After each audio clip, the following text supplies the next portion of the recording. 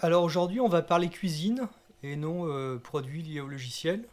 Alors pourquoi? C'est tout simplement parce que on peut être une grande entreprise et faire des erreurs en termes de communication produit. Je vais vous expliquer une petite anecdote et voir à quel point c'est quand même parfois même des grandes entreprises font des erreurs.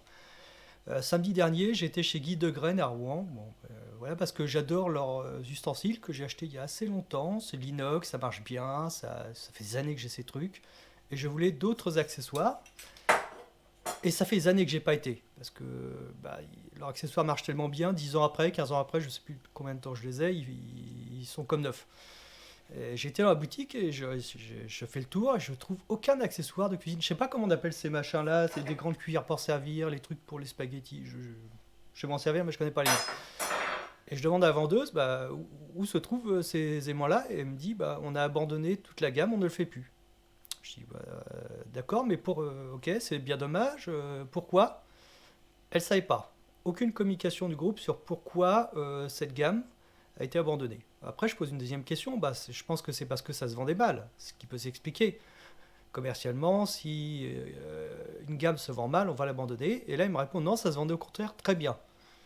Et c'est là où je ne comprends pas, c'est que on se retrouve dans une quand même grande enseigne avec une gamme qui a l'air de bien fonctionner commercialement, en tout cas dans un magasin. Bon, peut-être que Rouen est une exception hein, en termes d'ustensiles de cuisine, mais je pense qu'on fait à peu près la cuisine de la même manière partout en France.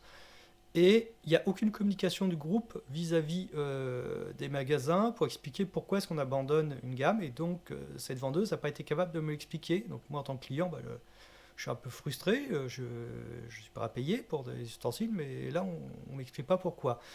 Donc là, je pense qu'il y a une erreur de communication et c'est souvent un gros problème qu'on a dans les entreprises, c'est communiquer, enfin on communique mal pourquoi est-ce qu'on fait des choses et on communique encore plus mal pourquoi est-ce qu'on arrête de faire des choses. Il y a peut-être une raison pour ça, ça pourrait tout à fait s'expliquer, comme Guy de Graine pourrait ne plus faire un ensemble de couverts, d'assiettes pour les enfants par exemple.